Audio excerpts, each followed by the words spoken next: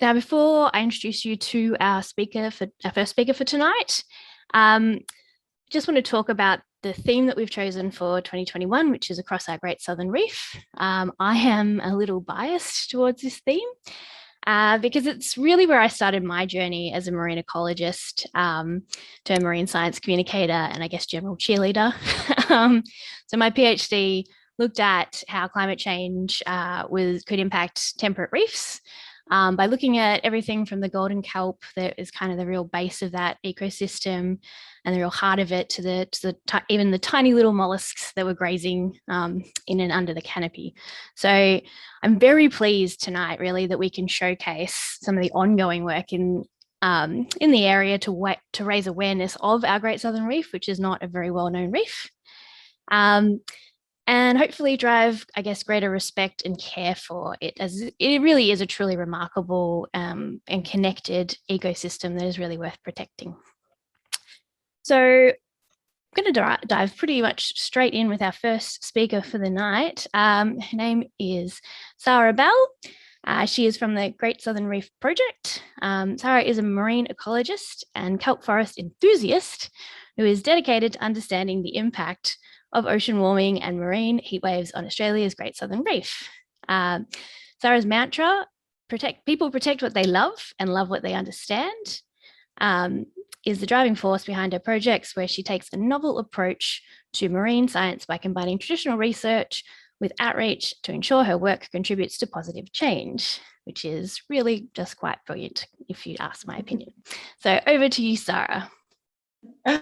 Thank you so much. What an introduction. I'm going to get straight into it. So I am a co-founder of the Great Southern Reef Project. My background is marine science or marine ecology, more broadly, and I have just begun a new role as a research scientist working for the Department of Biodiversity, Conservation and Attractions. So I'm based over in Western Australia for all you East and South Coast people. And my role as a research scientist is specific to the Nyari Capes Marine Park. So I'm pretty stoked about this because I'm now focusing on one spot, which is this epic little pocket of the Great Southern Reef, and using all this kind of background knowledge that I got from my PhD and that I'm getting from the Great Southern Reef Project, and trying to bring it all together into this management space as well.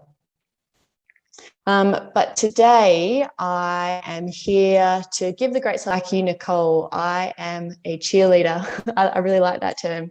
I'm a cheerleader for the Great Southern Reef. And once you get me chatting about it, you definitely will struggle to get me to stop. The Great Southern Reef is basically this massive interconnected system that covers literally half of the Australian continent, but somehow nobody has really heard about it. There's this widespread lack of awareness and lack of consideration for our kelp forests, which are the defining feature of this reef. And it is definitely something that we at the Great Southern Reef Project are trying to change. And it's something that we feel really passionate about. We know the importance of this reef. We know the importance of these kelp forests and our seaweed communities and temperate reefs in general. We know how much they mean to the economy and to industries and to local communities, but we don't see this appreciation translate into kind of broad scale. And that's really what we're trying to change. But I don't think that words do the Great Southern Reef justice. So we're going to take a little bit of a dive and look at some underwater footage to give you guys an idea of what this place looks like. So the Great Southern Reef is dominated by kelp forests or golden kelp. This is the green stuff you see on these kind of boulders at the back. They provide food, they provide shelter, and they're really the base of everything that lives within the Great Southern Reef. And the reef is also home to so many cool and sometimes super weird creatures. It's has some of the highest biodiversity. It has organisms that are found along the Great Southern Reef and nowhere else in the world. And it also hosts some of like the super weird creatures like weedy sea dragons and dumpling squid and all those kind of really cool animals that, yeah, you definitely don't see anywhere else in the world.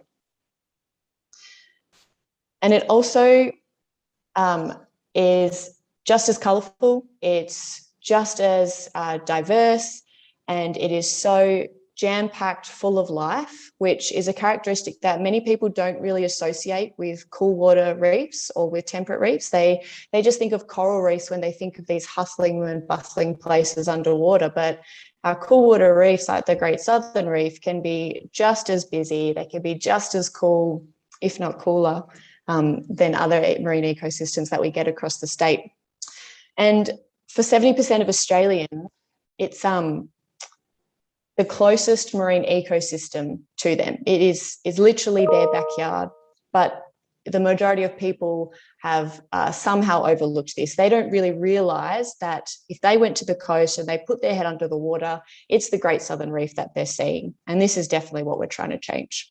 This kind of lack of awareness was really where the Great Southern Reef project stems from. And I just want to show you guys this quick video, which I think sums it up really nice, and you'll get to see a few of the key players involved in the project so far. We were doing some work right across Australia, from New South Wales, around Tasmania, Southern Australia and Western Australia. Everyone we talked to was just so passionate about their local reefs, and everybody would tell you, oh, we've got the best local reef here, or we've got the best secret spot for fishing, or we've got the best wave here. And we realised that everybody was talking about the same thing. There's just this broad passion right across this place. We need to harness this energy and try and put a voice behind it. Just like the Great Barrier Reef, we have a southern equivalent that is equally unique, it's equally valuable, and we basically felt that it deserved a great identity. And so what name better than the Great Southern Reef? It was a really inspired idea to give it a name, because I think it then recognizes the interconnectedness of all these systems that are thousands of kilometers apart, but they share some very common features, you know, like the presence of this golden kelp, you know, along 8,000 kilometers of coastline. Branding what we have out the front just makes sense. This, done properly, will be huge. All people that are saltwater people feel that the spirit that comes from within the sea is something that is like deep within your blood. You have to show people what is out there and educate them of how you respect that environment. I think it's a great idea to identify the area as the Great Southern Reef. It gives everybody a name to put to something which supports the diversity of industries that we have here. My hope for the Great Southern Reef is to unite a lot of the pride and passion that we see right across Southern Australia. We have some really large challenges facing the Great Southern Reef, and by uniting our efforts, uniting our calls to look after and protect the Great Southern Reef, we can achieve a lot and maintain it for future generations to come.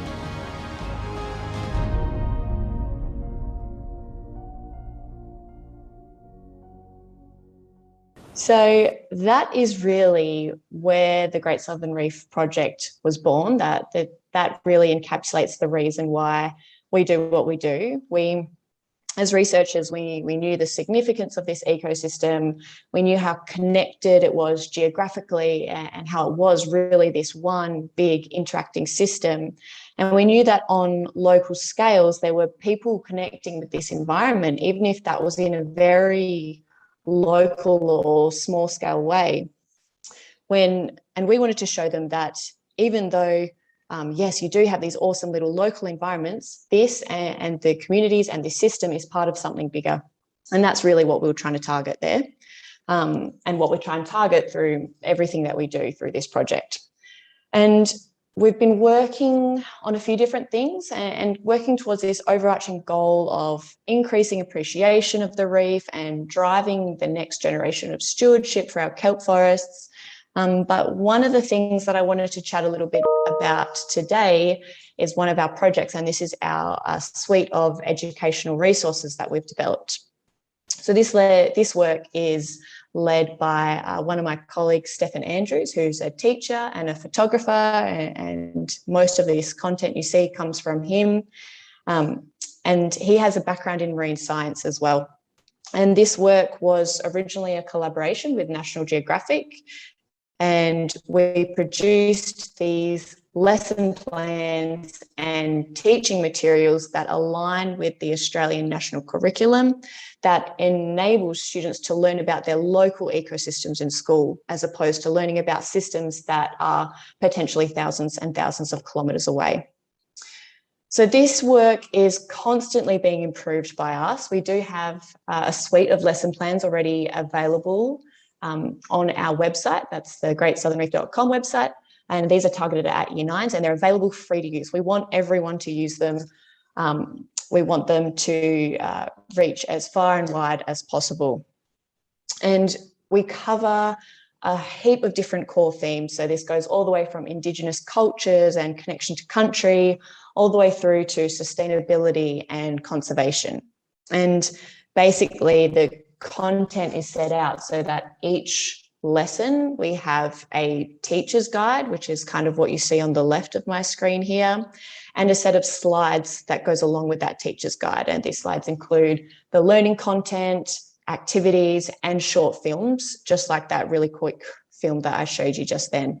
And really the whole goal of this was to create a really engaging and effective learning environment as possible. And they are being continuously developed. So not only covering more topics and more year levels, but we're also workshopping these lesson plans with teachers and with students to fine tune them a little bit. And we want these to be as easy, but also as effective as possible. And we're super keen for your feedback. So if you are a teacher out there and you're keen to get in on this, please jump over to our Facebook page. We have a Teachers of the Great Southern Reef group, and we regularly post links, we post updates, and also questions when we need a hand with things. We are super appreciative of your feedback as well. So this page is turning into a real hub of information, and it is being super useful. So in addition to these educational resources, and all our other projects really are more generally working towards that driving recognition and driving appreciation of this ecosystem. And we're also lucky to have some pretty cool players on our side. So people like the legendary Sylvia Earle, who actually helped us announce the Great Southern Reef as a Mission Blue Hope Spot back in late 2019.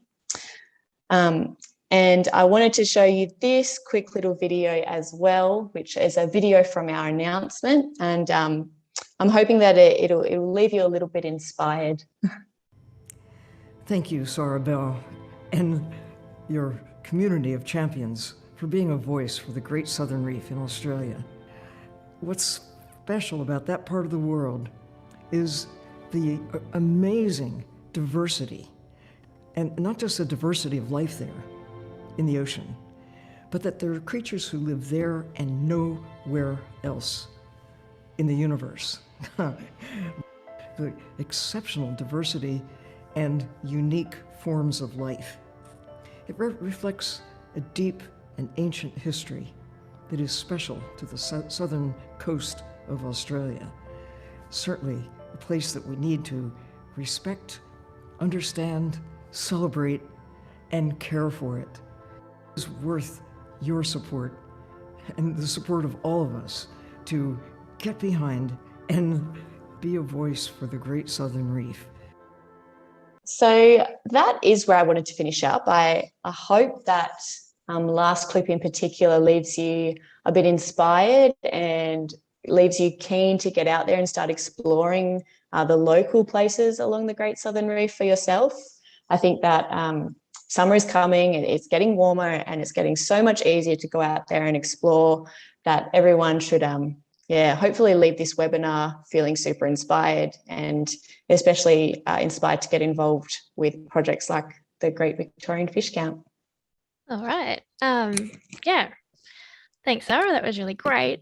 And again, like getting Dr. Sylvia Earle to declare the place a Mission Blue Hope Spot is a fantastic achievement, and you guys should be very proud of yourselves.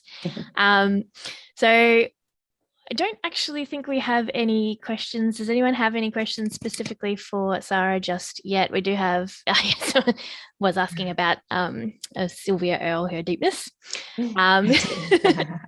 So what I'll say is, yeah, if we don't have any audience questions right away, except for a nice little Dorothy Dixer from Kate in the background there. Kate asks, it's just gone away now. Love the term golden kelp. Who came up with that? So this is actually a newish term. So if you Google Leuconia radiata, that's the scientific name for golden kelp, sometimes you're going to read that it's called common kelp, which is what it used to be called. But, you know, common kelp doesn't sound very good. We didn't think it reflected the significance of what this species of seaweed actually means for the Great Southern Reef and what it means for not just Australia. It's found in a few different places around the world as well. So we just started calling it something else, and we thought it has this beautiful golden colour to it. Why don't we call it golden kelp? That sounds much nicer. And we just started calling that, and it seems to have stuck. So yes, it is golden kelp, not common kelp. Yeah, I love it. No, I think it is very important. I guess on the theme of trying to give the reef a bit of positive exposure and you know, a bit of a rebrand. So I think clever. Exactly. Yeah, we're up against I say seaweed to anyone else, and the first image that they picture in their mind is this smelly, rotting stuff on the beach. And so that's what we're up against. We're changing this picture that everyone thinks of automatically. So we've got it tough a little bit. Yeah. Well, we do have, here's a good question. How can the general public get involved to promote further and share information about the Great Southern Reef to others? Yeah, that's an awesome question. I'll give you the little bit of a generic answer is resharing our content. So we do put a lot of effort into make these not just these resources, but these super short films and producing content that's informative pretty regularly. So that is definitely one option, is resharing this information that you know is hopefully you find it visually attractive and is underpinned by science and a team of scientists who are fact checking this non-stop. That's definitely one way, and following us, resharing our content is definitely super helpful to us as well. But I'm also a super strong believer that I think everyone has certain people that only they can reach out to. So yes, it's one thing to go and chat to your group of uni friends who are all studying environmental science, where you can all froth out on the Great Southern Reef. That's obviously awesome, but it's really those people who are maybe a little bit less inclined to get so excited about these things that I think can be some of the most impactful conversations that you have. And I really think that there are certain people that only you have the ability to reach. So maybe that's your grandma who doesn't believe in climate change, or maybe it's your next door neighbor who also doesn't believe that running his aircon 24/7 is doing any harm. Or I think it's those kinds of conversations that you can find who the people are that only you can reach, and that's where really the impact can be, I think. Brilliant. We'll do one more question just before we move on to our next speaker. For anyone who hasn't had their questions answered or just thinks of another question that they'd like to ask Sarah, like during Prue's talk, feel free to put them in the Q&A and we'll try and address them at the end as well. So the one question I did want to ask you while we have you and we have the presentation fresh is some of the materials that you've provided for schools suitable for the 6 to 8 year olds? Because as I am a Joey Scout leader. So the material that's on our website is tailored to year 9s. So it definitely goes beyond them, but we are in the process of producing actual lesson plans and actual set slides and set content for a suite of age levels. But that's also not to say that you can't adapt our content yourself. So for example, my mum is a primary school teacher, and she uses a lot of our content and just kind of takes some of the videos. She's picky with what she shows, and then she goes to year 3s and year 4s. So it is definitely possible. It's just not that super set out structure available just yet, but it is coming. Fantastic. All right. Well, what we might do now is we'll say thanks again, Sarah, for your fantastic presentation.